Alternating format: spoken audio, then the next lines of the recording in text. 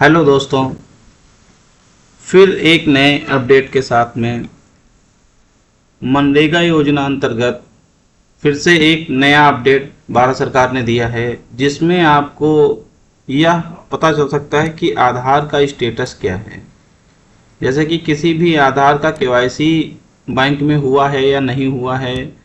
बहुत सी परेशानियां हो रही थी कि हमने यहाँ पे आधार सीड कर दिया, इसके बावजूद भी बैंक द्वारा वहाँ पे आधार बैंक में लगा हुआ है या नहीं लगा हुआ है।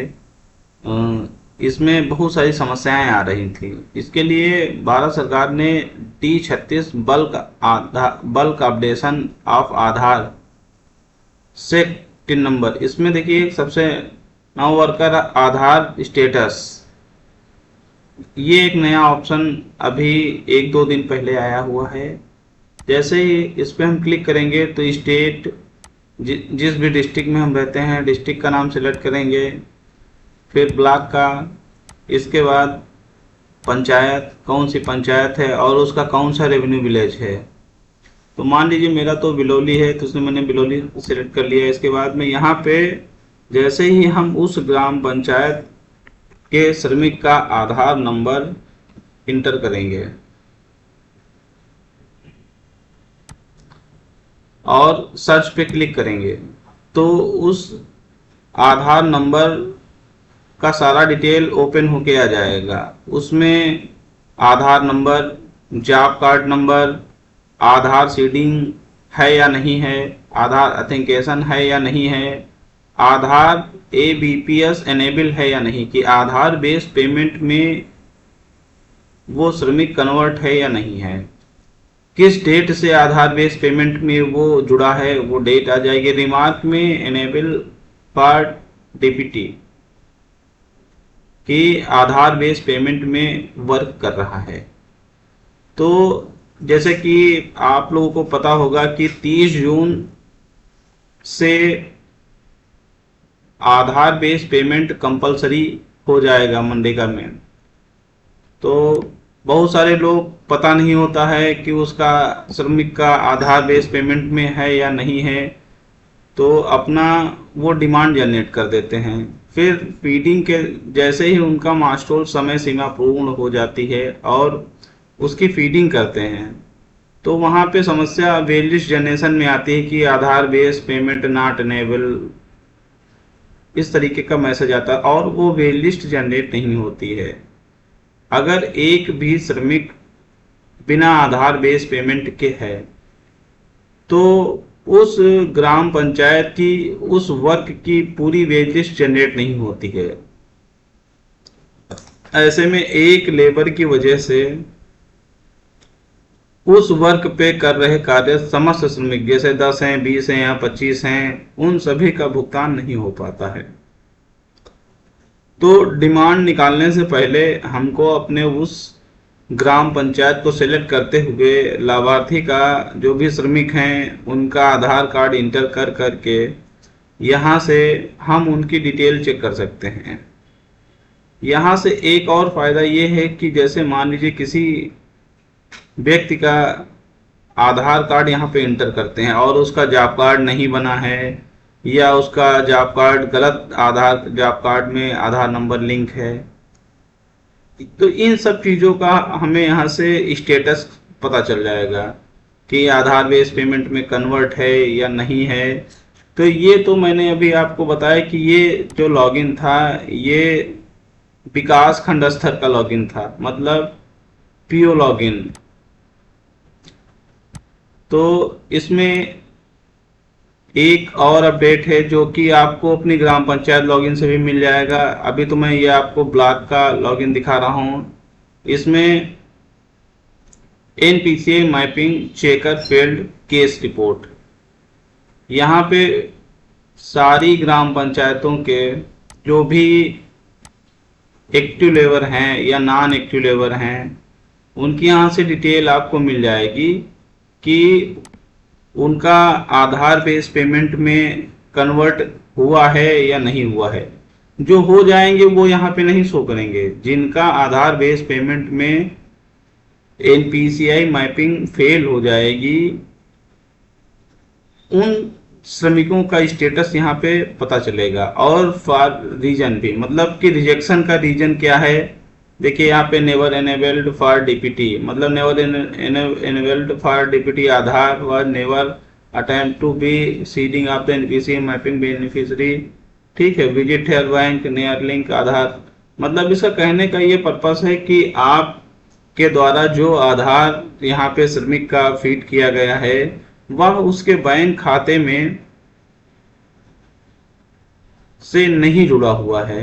तो ऐसे में हमें उन श्रमिकों की सूची यहाँ से निकाल के और उनको प्रेरित करना है कि मनरेगा योजना अंतर्गत जब भुगतान आधार बेस्ड पेमेंट से हो रहा है तो अपने खाते में वो आधार से केवाईसी जरूर करवा दें।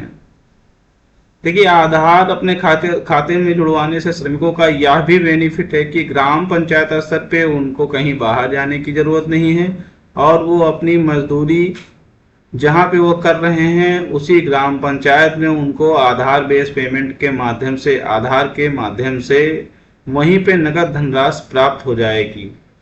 क्योंकि अब सभी बैंकों द्वारा हर गांव में बैंकिंग सुविधा उपलब्ध करा दी गई है। तो इससे मनरेगा के मजदूरों को अपनी ग्राम पंचायत से अपने कार्य को छोड़ के, अपना नुकसान ना करके वहीं सीधे ग्राम पंचायत में ही भुगतान प्राप्त कर सकते हैं। तो सभी श्रमिकों को ये जरूर बताएं कि अपने आधार को अपने बैंक खाते से लिंक करवा दें। ये तो पीओ लॉगिन है ब्लॉक स्तर का, ठीक है, इसे हम साइन। देखिए ग्राम पंचायत लॉगिन का डैशबोर्ड ऐसा ही होता है। इसमें D1 में रजिस्ट्रेशन एंड जॉब कार्ड, इसमें देखिए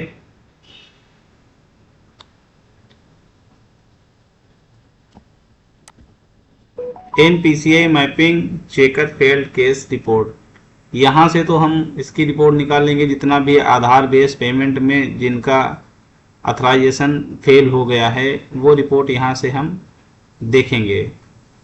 इसके साथ जो पीओ लॉगिन में नाउ वर्कर आधार स्टेटस की रिपोर्ट यहाँ से देखेंगे।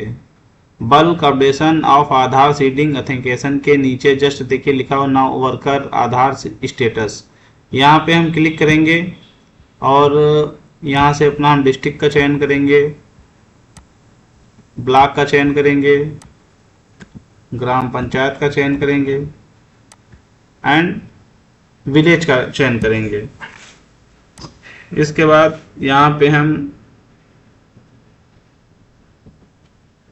जिस भी लाभार्थी के आधार का स्टेटस हमको चेक करना है उसका आधार नंबर इंटर करेंगे और सर्च पे क्लिक करेंगे।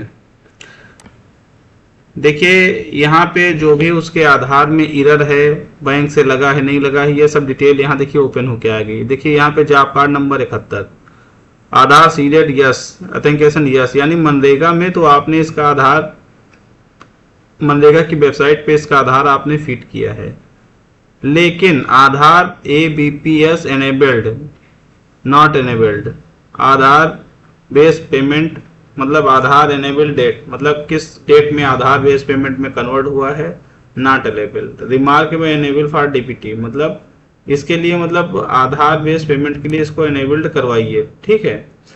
यहाँ से हम अपना स्टेटस चेक कर लेंगे, एक एक जितने भी ग्राम पंचायत में हमारे श्रमिक हैं उन सबका यहाँ पे हम स्टेटस चेक कर सकते हैं जो एक्टिव वर्कर हैं। इसके बाद में इसकी डिमांड हम जाके जनरेट करेंगे। अगर यहाँ पे सारे पैरामीटर ओके हैं 1 2 3 4, ठीक है, ये चारों में अगर यस है, यहाँ पे डेट लिखी है किस डेट में हुआ, यहाँ पे एनेबल्ड लिखा हुआ है, तब तो उसका हम एमआर जनरेट करेंगे, अन्यथा उसको हम बताएंगे कि बैंक में जाके अपना केवाईसी कन्वर्ट कराएं। फिर यहाँ से हम जॉब कार्ड नंबर इसका देख लेंगे, 71 नंबर जॉब कार्ड नंबर है। इसके बाद हम होम पेज पे जाएंगे, फिर से एक बार पुनः हम D1 में जाएंगे। D1 में जाने के बाद में हम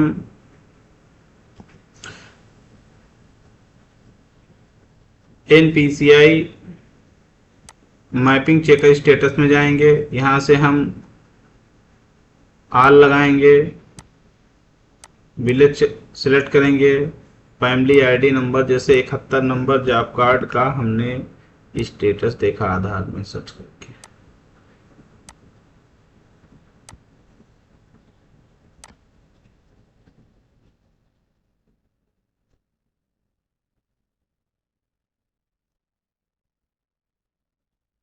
तो यहाँ पे देखिए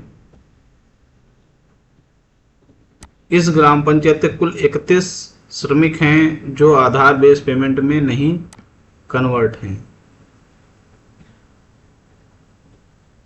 और सबका रीजन लिखा हुआ है डिसेबल फॉर डीपीटी, मतलब इनके खाते में तो आधार जुड़ा हुआ, लेकिन आधार बेस्ड पेमेंट में इनका आधार डिसेबल है। तो disable for DBT Aadhaar is disable for NPCI mapping by bank, beneficiary need visit his her bank branch for reseeding their Aadhaar number is NPCI mapping. देखिए हर एक कैंडिडेट का अलग अलग जो भी एरर है वो यहाँ पे एकदम दर्शाया गया है, जिससे कि बैंक जाने पर भी आप इसको नोट करके दे दें तो जो भी श्रमिक हैं उन्हें अपने खाते से आधार जुड़वाने में कोई भी समस्या नहीं होगी। बैंक को भी पता हो जाएगा कि इन केस ये प्रॉब्लम आ रही है, ऐसे ऐसे हमको करना है, और वो आधार सीट कर देंगे, जिससे कि किसी भी श्रमिक को ना तो मजदूरी के भुगतान में कोई लेट होगा ना कोई डिले होगा, और वो जब भी काम करने आएगा तो उसे आपको कार्य से वापस नहीं करना पड़ेगा। देखिए किसी भी श्रमिक को मनरेगा योजना अंतर्गत अगर वो कार्य करने आ रहा है साइट पे तो आप उसे वापस नहीं कर सकते हैं, आप उसकी डिमांड लेंगे और उसी डेट में उसकी डिमांड को आप जनरेट करेंगे। कोई भी श्रमिक अगर सेम डे कार्य की मांग करता है, जैसे जो भी टाइमिंग है आपकी, इस समय गर्मियों का मौसम चल रहा है तो सुबह 6 बजे से 7 बजे से 11 बजे तक, फिर उधर सेकेंड हाफ में 3 बजे से 6 बजे तक या 2:30 बजे से 5 बजे तक, जैसा भी आप वर्किंग डिसाइड कराते हैं कार्य के लिए, क्योंकि गर्मियों के मौसम में अमूमन यहाँ सुबह जल्दी काम स्टार्ट हो जाता है और शाम को लेबर लेट आते हैं और लेट शाम को जाते हैं। इस हिसाब से अगर कोई लेबर अगर आपके यहाँ साइट पे 7 बजे काम अगर स्टार्ट होता है, अगर वो सेम डे कार्य की मांग कर रहा है तो आप उसका एमआर जनरेट कर कार्य पे सेम डे लगा सकते हैं, क्योंकि अब मास्ट्रोल मोबाइल मॉनिटरिंग सिस्टम के थ्रू ही अटेंडेंस लगती है। तो अब ऐसी कोई परेशानी नहीं है, आपको उस डेट से उस डेट के बीच का मास्ट्रोल का जो टाइम पीरियड है उसमें आप उसकी डिमांड लगा के नए लेबर भी जोड़ सकते हैं और उसकी ऑनलाइन उपस्थिति दर्ज कर मजदूरी का भुगतान कर सकते हैं। तो ऐसे में सर्वप्रथम आपको आधार बेस पेमेंट में सभी श्रमिकों का आधार उनके खाते से लिंक करवाना है, अपनी ग्राम पंचायतों में कैंप लगवाना है, जो भी निकटतम आपकी मतलब जो भी बैंकें हैं, जिस बैंक में उसका खाता है, अमूमन 100 खाते 50 खाते जो भी हैं, अगर एक ही ब्रांच में या एक ही एरिया की बैंक में लगते हैं तो उस बैंक में जाके आप जो भी वहाँ के शाखा प्रबंधक हैं उनसे रिक्वेस्ट कर अपनी ग्राम पंचायत में ही कैंप का आयोजन करवा दें, जिससे एक साथ में उनका आधार बेस्ड पेमेंट की केवाईसी कलेक्ट कर केवाईसी की जा सके, जिससे कि श्रमिकों को बैंक के चक्कर न लगाने पड़े और एक आसान तरीके से उनको सुविधा का लाभ दिया जा सके। तो आज के लिए इतना ही। अगले कोई भी अपडेट अगर मनरेगा योजना अंतर्गत आते हैं तो हम आपको तुरंत उससे अवगत कराएंगे। धन्यवाद।